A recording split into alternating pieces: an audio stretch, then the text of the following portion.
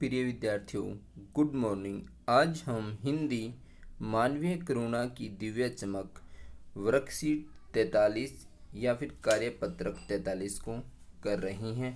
प्यारे बच्चों, इससे पहले हम वर्कशीट 34, वर्कशीट 37 और वर्कशीट 40 में भी हम मानवीय करुणा की दिव्य चमक नामक पाठ का अध्ययन कर चुके हैं। यह कक्षा 10 के हिंदी के विद्यार्थियों के लिए है और यहाँ पर आप अपना नाम लिखेंगे, यहाँ पर आप अपने कक्षा अध्यापक का नाम लिखेंगे और इसके जो लेखक हैं वो हैं सर्वेश्वर दयाल सक्सेना। प्यारे बच्चों, आप इससे पहले फादर बुल्के से परिचित हो चुके हैं। अब लेखक जो है उनके व्यक्तित्व के बारे में कुछ बातें बताई हैं, यहाँ पर हम उनको जानने की कोशिश करते हैं। इस तरह हमारे बीच से वह चला गया। अब लेखक कह रहे हैं कि जो फादर बुल्के हैं वो हमारे बीच से चले गए हैं, जो हम में से सबसे अधिक छायादार, फल फूल गंध से भरा और सबसे अलग और सबका होकर सबसे ऊंचाई पर मानवीय करुणा की दिव्य चमक में लहलहाता था। अर्थात ये लेखक ने अपने भावों को व्यक्त किया है फादर जी के बारे में, फादर कामिल बुल्के के बारे में, जिसकी स्मृति में हम सब के मन में जो उनके निकट थे, किसी यज्ञ की पवित्र आग की आँच की तरह आजीवन बनी रहेगी। मैं उस पवित्र ज्योति की याद में श्रद्धानत हूँ। अर्थात प्यारे बच्चों, यहाँ पर लेखक ने अपने भावों को व्यक्त किया है। उपरोक्त पंक्ति सर्वेश्वर दयाल सक्सेना जी ने फादर कामिल बुल्के को याद करते हुए उनके निधन के उपरांत अर्थात बाद में लिखी है। इन पंक्तियों में फादर कामिल बुल्के के विराट व्यक्तित्व की झलक मिलती है। किसकी झलक मिलती है? विराट व्यक्तित्व की झलक मिलती है।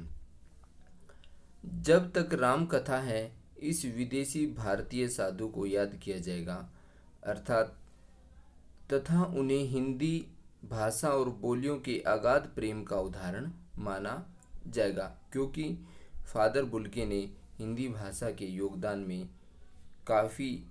योगदान के लिए काफ़ी कार्य किया था।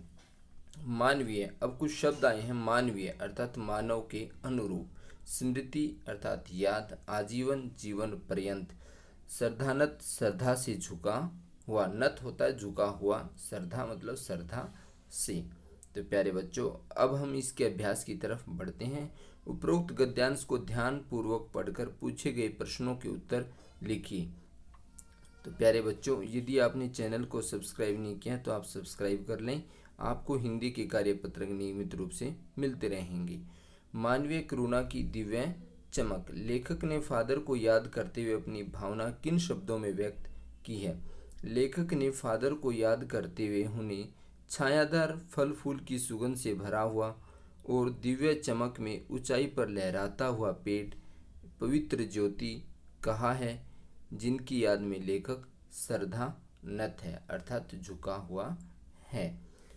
प्रश्न नंबर 2, फादर को मानवीय करुणा की दिव्य चमक का संबोधन क्यों कहा गया है? प्यारे बच्चों, फादर को मानवता के कार्य एवं गरीब लोगों के लिए किए गए कार्यों के कारण उन्हें मानवीय करुणा की दिव्य चमक कहा गया है। फादर को, प्रश्न नंबर 3, फादर को विदेशी भारतीय साधु क्यों कहा गया है?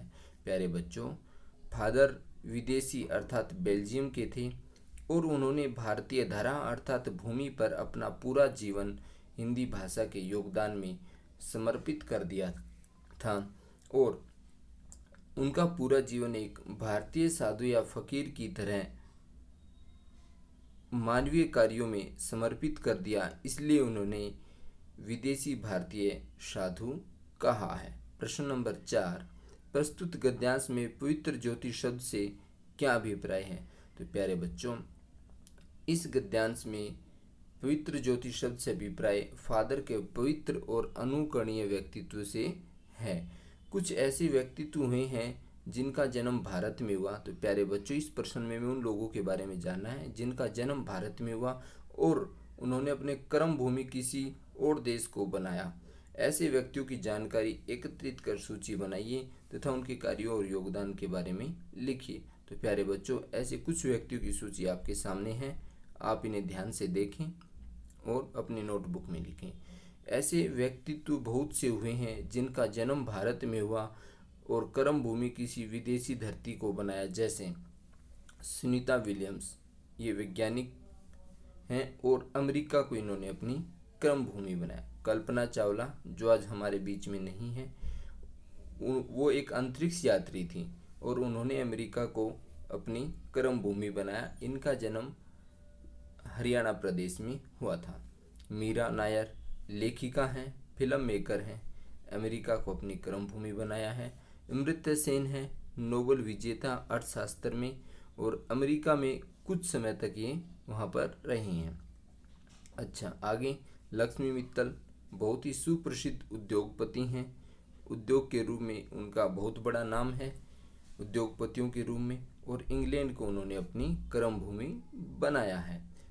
देवन नायर राजनीतिज्ञ हैं जो आजकल जो है सिंगापुर में सक्रिय हैं। तो प्यारे बच्चों, ये जो महान व्यक्तित्व हैं इनका जन्म हमारे यहाँ पर भारत देश में हुआ, किंतु कर्म भूमि इन्होंने किसी विदेश भूमि को बनाया। तो प्यारे बच्चों, आज के लिए इतना ही। धन्यवाद।